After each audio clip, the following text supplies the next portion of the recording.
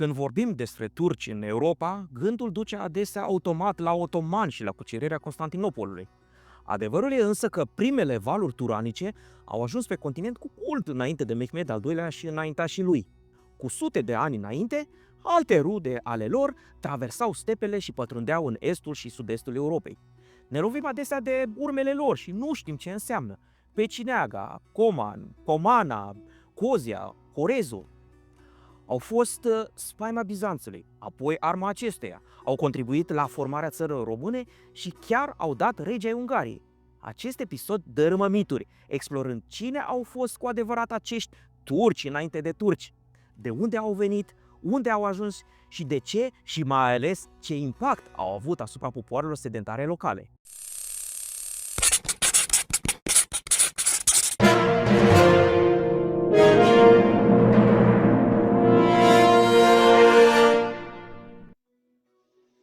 Salut! Numele meu este Adrian Gheorghe, sunt doctor în turcologie și membru al proiectului internațional de cercetare Corpus Dracolianum. Dacă deja v-ați abonat, destupați-vă sticlele de vin domnesc de pe domeniile Davidescu, iar dacă nu le-ați procurat încă, puneți pauză și faceți-o. Nu doar ca să vă întăriți spiritul, ci și ca să susțineți cauza. Veți avea nevoie, fiindcă episodul de astăzi dărâmă multe din cele ce credeați că știți.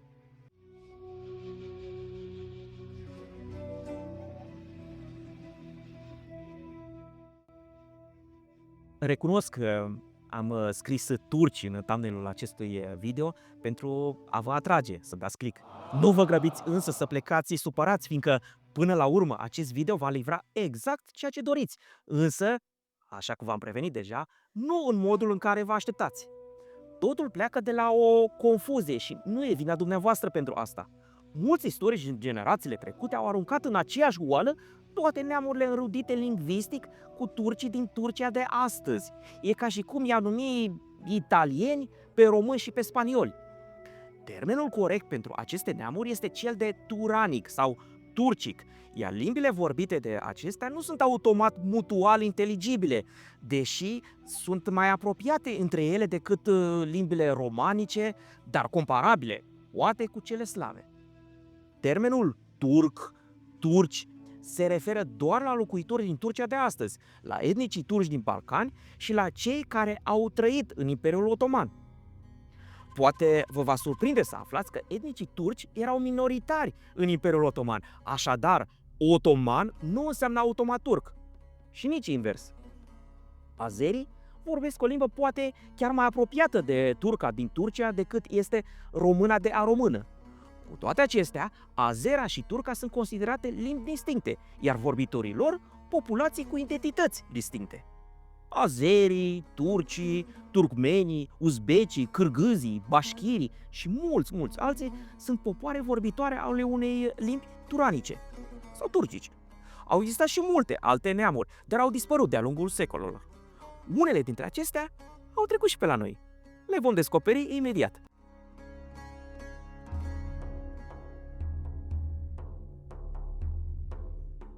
Nu au fost otomanii primii turcici care au ajuns în Europa.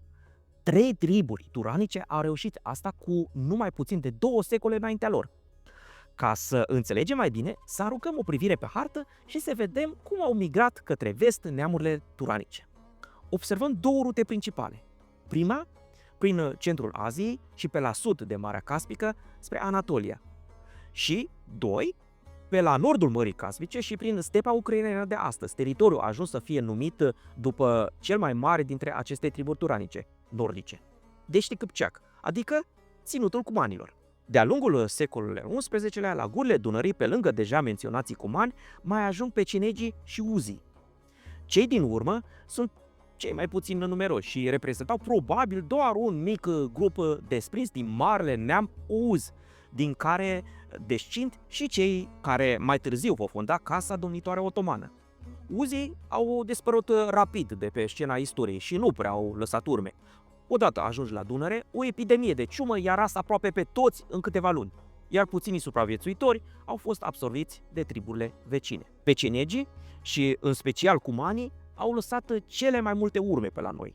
O să fiți uimiți câte localități Peceneaga sau Pecineaga veți găsi în sud-estul României, respectiv Cumana, Comana, Comănești, peste tot în Muntiria.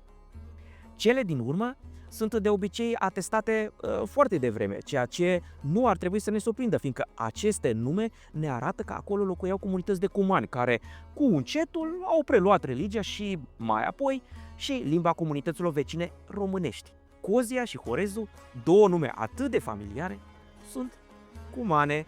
De fapt, au la origini două cuvinte persane, adoptate de cumani în timpul migrației lor. Coz înseamnă nucă, ceea ce are mult sens dacă ne gândim la localitățile Nucet și Nucșoara din apropiere. În cazul Horezului, veți face ochii și mai mari, atât de mari încât sperăm să merităm o abonare, măcar și de formă, care să ne ajute să ajungem la 50.000 de abonați până în iarnă. Vă mai aduceți aminte care este simbolul celebrei ceramici de Horezu? Da, aveți dreptate, cocoșul. Ei bine, horoz înseamnă cocoș, iar numele păsării cu hurez tot de cumane a fost adus. Prezența cumană a fost atât de puternică la nordul Dunării, încât au fondat chiar și un stat creștin la curbura Carpaților, stat numit Cumania Neagră, care beneficia de propria episcopie pe Milcov. Dar mai multe despre rolul politic al cumanilor în regiune într-un episod viitor despre fundarea Munteniei. Nici pecenegii și nici cumanii nu au stat lipiți de exteriorul arcului carpatic. Unii au migrat în regatul Ungariei, unde au fost primiți cu brațele deschise, ca forță militară integrată, nu doar auxiliară. Prin alianțe matrimoniale au ajuns chiar să dea un rege pe tronul Ungariei, Ladislau Cumanul. Majoritatea pecenegilor și o bună parte a cumanilor au migrat însă la sudul Dunării, în Imperiul Bizantin, care atrăgea migranți ca un Eldorado sau ca astăzi Germania și țările scandinavice. Aceștia, creștinați fiind, au fost colonizați masiv în Macedonia și în vestul Traciei, în special de-a lungul râului Vardar. Grație perceperilor militare, vardarioții au ajuns rapid să fie foarte apreciați ca gărzi ale împăratului bizantin și să fure astfel slujba avaregilor. Acești varegi erau de origine scandinavă, rus sau rosi. Nu vă gândiți să la ruși sau vikingi, dacă vreți neapărat, deși nu e deloc exact să-i numim așa. Pe la începutul secolului al XIV-lea, când își fac în regiune apariția celebrii otomani, multe dintre aceste comunități așezate în Macedonia și Tracia apuseană încă nu erau prea deplin asimilate lingvistic. Deși creștini ortodoxi și majoritatea purtând nume grecești, mulți încă mai erau bilingvi. Ce rol vor avea în avansul otoman, vom vedea imediat. Ca să ne facem curaj, trebuie să sorbim ca gheauri, însă cumpătat ca cumanii, din licorile magice domnești de pe domeniile Davidescu. Pe lângă mult râvnită abonare, așa sprijiniți și canalul să aibă resurse noi pentru producții noi, dar și să vă delectați select papilele gustative cu vinuri de excepție de pe planurile basarabene. Așa că, dacă nu suntem uniți politic și statal, măcar să fim uniți în gusturi și simțiri. Dar de ce zici tu, Victore, că nu bei țuică? Ce, ai stomacul deranjat? Nu, Neelie, dar nu obișnuiesc. Noi obișnuim?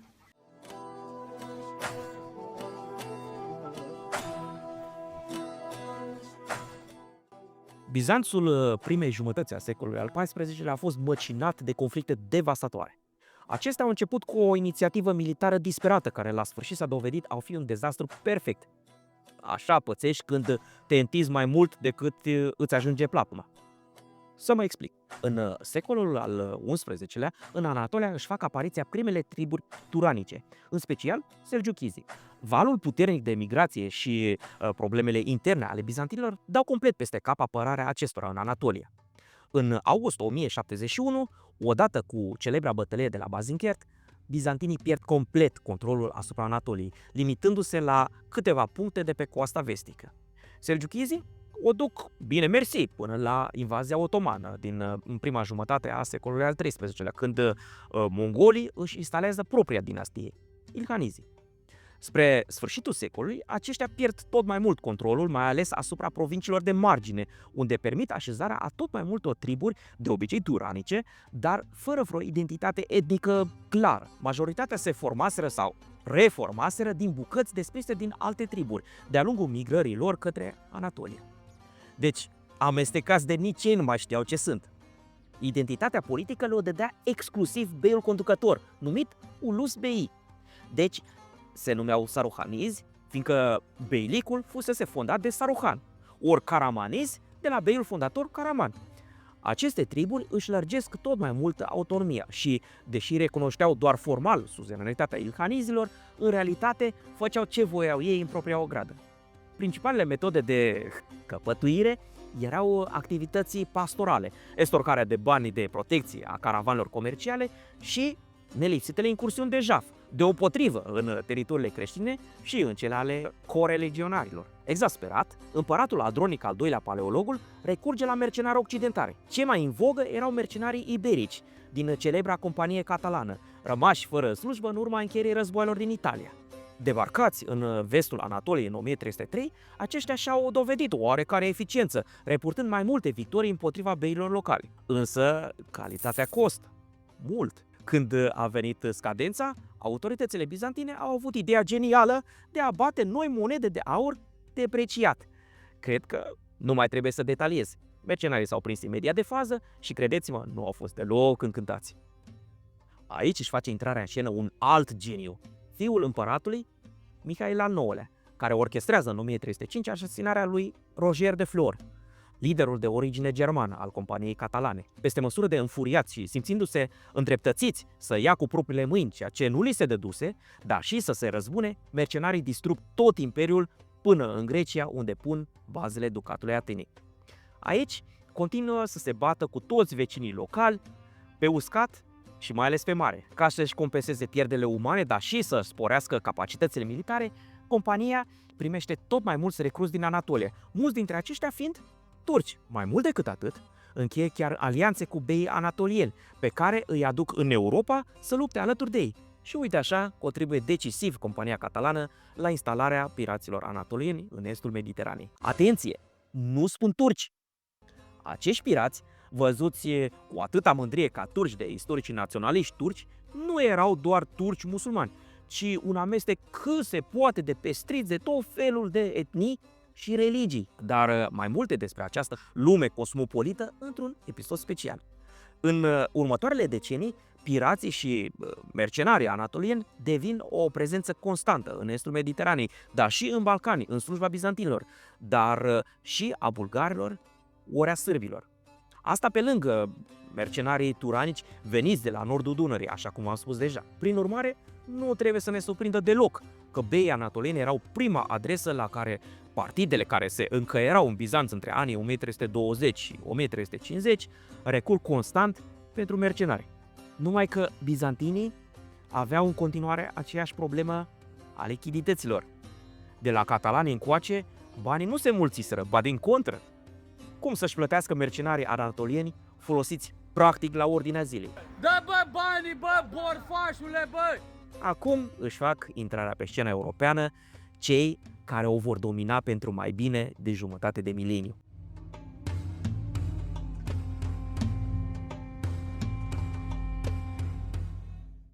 Înainte ca otomanii să treacă în Europa răsăriteană, oamenii altui bei anatolian făceau furori pe aici, ajungând chiar până în Dobrogea pentru a combate adversarii angajatorului lor, împăratul uzurpator Ioan al VI-lea Cantacuzino. Este vorba de cerebrul Umur Pașa din Aidin, colaborator apropiat, poate chiar prieten al lui Cantacuzino, care, trăind mulți ani în Anatolia, vorbea fluent turca. Problema e că acest talentat conducător militar și mai ales stabil aliat moare neașteptat în 1348 în încercarea de a-și apăra capitala în fața asediilor curciaților. Rămas cu ochii în soare, Cantacuzino trebuie să facă compromisuri și mai dureroase pentru a atrage un înlocuitor pentru Umur. Cu atât mai dureroase cu cât cel vizat era un fost aliat al partidei adverse, susținătoare a detronatului împărat minor Ioan al V-lea, Paleologul. Cum să-l convingi deci pe Orhan, liderul casei otomane, să întoarcă armele, dacă banul îi venea în timp ce el se făcea că lucrează? Îi promiți și mai multe, dar mai întâi ți-l faci ginere. Iar când bani nu ai de unde lua, îți lași mercenarii să strângă ei singuri impozitele în locul tău, fiindcă tu oricum nu ai capacitățile necesare. Cred că nu surprinde pe nimeni că mercenarii iau cât pot, dacă nimeni nu se poate opune. Și ca afacerea să meargă strună, unei lideri mercenari se stabilesc cel puțin provizoriu în respectivele teritorii, forțând practic populația să le plătească taxe de protecție. O nouă situație însă îi determină să se stabilească de tot și să nu mai penduleze peste Bosfor între casă și locul de muncă. Stați cu mine că acum se complică situația, iar ceea ce vă voi povesti nu mai aflați în altă parte. Apropo, ați încasat taxa de protecție de la butonul de abonare și de la vără să oprimară clopoțelul de atenționare? Dacă da, să ciocnim un pahar de pe domnule Davidescu și hai la luptă!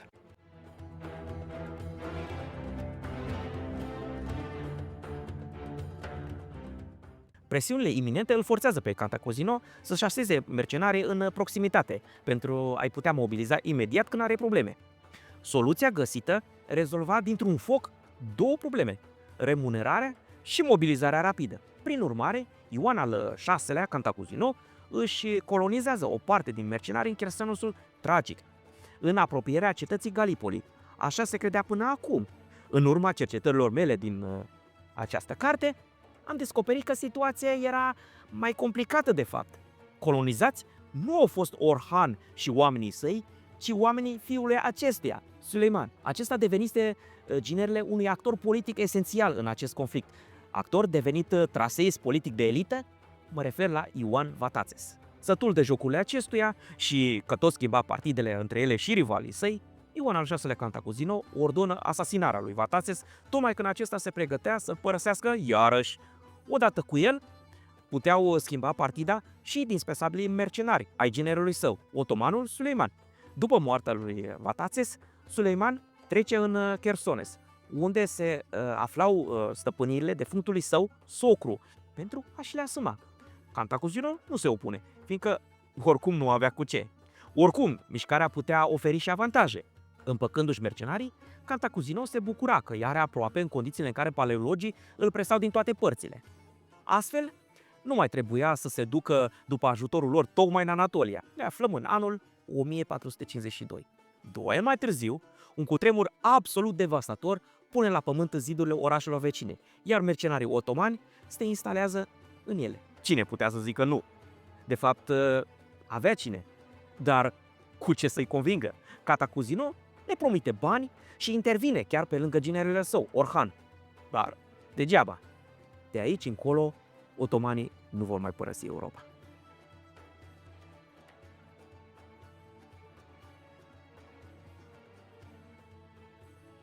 Acum o să mă întrebați cum o mică colonie din Chersonesul Tragic și 2 emiri anatolieni, că încă nu se numeau sultani, care abia dacă își fac apariția în Europa, da apoi să inițieze campanii militare, ajung să subjuge toate popoarele balcanice în doar 4 decenii, 1354-1394.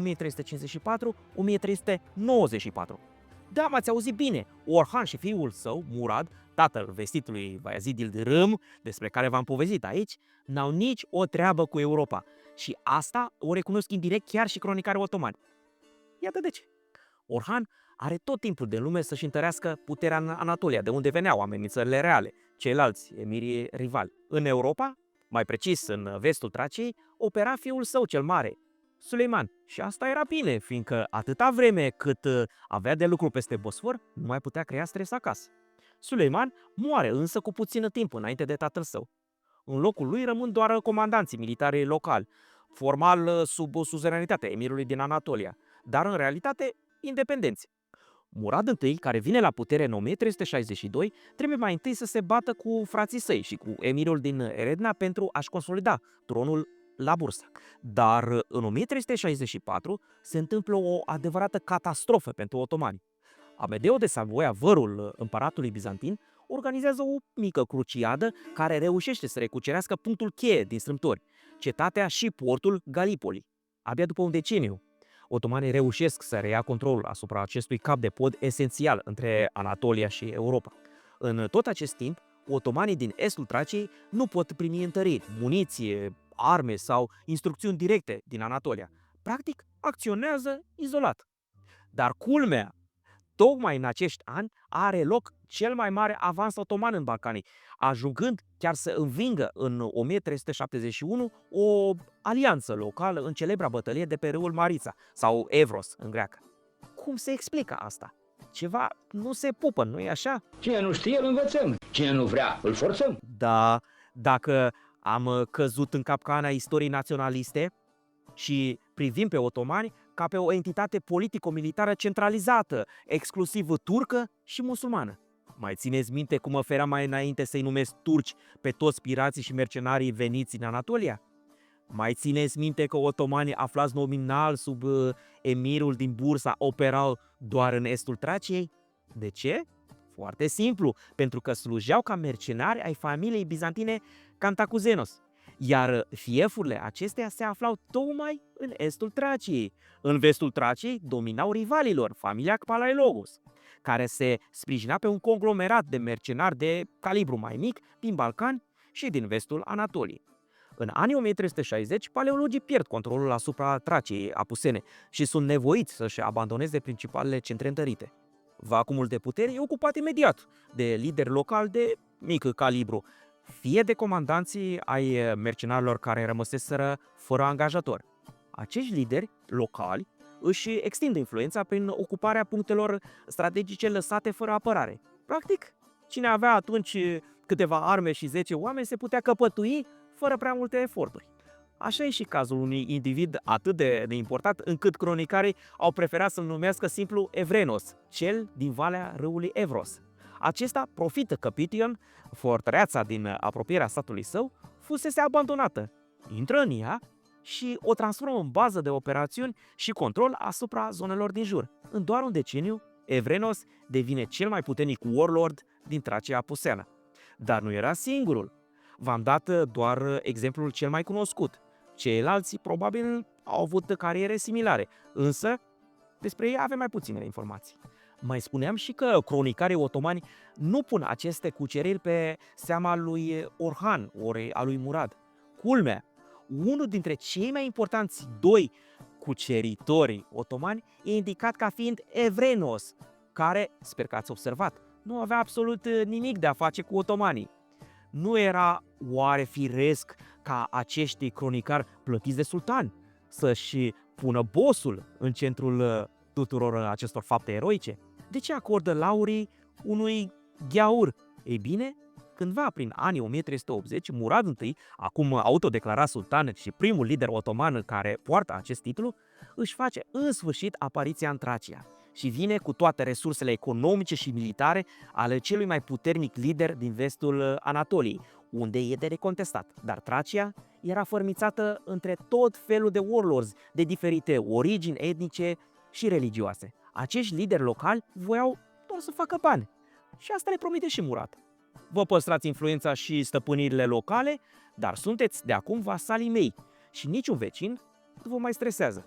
Murad devine astfel arbitru între warlords și, în același timp, șeful lor de corporație. În loc să-i lasă să se bată între ei, el le canalizează energia spre exterior, adică spre micile state balcanice din împrejur. Și culege, în schimb, laurii. Tot ce cuceresc oamenii lui devine automat cucerile lui. El e marele lider de gazii, deși acești gazii erau adesea gheauri. Greci, sârbi, vlahi, catalani și cumani colonizați în regiune. Așa arătau de fapt otomanii care în anii 1380 cuceresc Balcanii și ajung la Dunăre. Încă din anii 1380, warlorzii creștini trec la islam, iar colonizările succesive de nomazi musulmani veniți din Anatolia răstoarnă balanța de putere în favoarea musulmanilor. Urmașii unor dintre acești lideri locali, cei care au supraviețuit istoriei, îi regăsim mai târziu în marile familii de acângii, vârful de lance al cucerilor otomane, despre care v-am povestit în acest episod.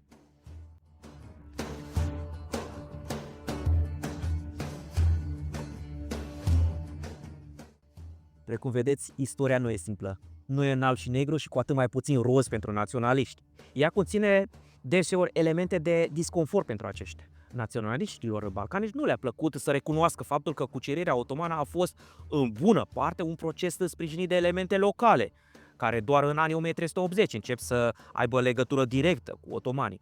Cum să spui tu, ca naționalist grec, că un grec local pune mâna pe ceea ce familia imperială din Constantinopol lasă de izbeliște, iar 2 decenii mai târziu bate palma cu un emir anatolian care îi betonează puterea locală. Cum să spui tu, ca naționalist turc, că străbunii tăi otomani, de care ești atât de mândru, nu erau toți turci și musulmani, ci la început poate chiar o minoritate. Și naționalist e dispus să împartă gloria cu alții. Și ce istoric musulman e dispus să recunoască faptul că toate populațiile turcice aflate în Europa înainte de sosirea otomanilor erau creștine. Și uite așa am trăit într-o minciună mai bine de un secol, învățând tot felul de baliverne din manuale de istorie din școli. Și tocmai de aceea vă îndemn să nu mai confundați termenii otoman și turc. Primul desemnează o entitate politică a cărei bază era inițial în vestul Anatoliei, iar al doilea desemnează o etnie, iar termenul turcic sau turanic desemnează o familie de limbi și popoare înrudite cu actualii turci. Asta să rețineți deci din acest episod. Cu 2 secole înainte ca primii turci musulmani anatolieni să debarce în Tracia, în prima jumătate a secolului al XIV-lea, acolo sosiseră deja rude de ale lor creștine. Cu o singură excepție, un popor care încă mai există în estul Europei, găgăuzii. Aceștia sosiseră și ei, tot din Anatolia, însă cu un secol înainte. Aceștia sunt urmașii partizanilor prințului Selgiuchid Cheicavus, care, eșuând într-o revoltă împotriva tatălui său, fuge la împăratul bizantin, se creștinează și este colonizat cu oamenii lui în nord Dobrogei și în Bugeacul de azi, pentru a apăra granița nordică a Bizanțului. Dacă v-a plăcut această temă și doriți să continui și cu alte episoade în această direcție, nu uitați să vă exprimați în comentarii, să dați like și să vă abonați, ajutând astfel echipa să-și recupereze costurile de producție. Dacă mai faceți și ceva propagandă, măria sa va fi electrizat înainte de descoperirea curentului electric. Până la producerea acestei minuni, eu, umilul său logofăt, îmi iau rămas bun, urându-vă așa cum măria sa obișnuia să-și încheie scrisorile slavone și Dumnezeu să vă veselească. Amin.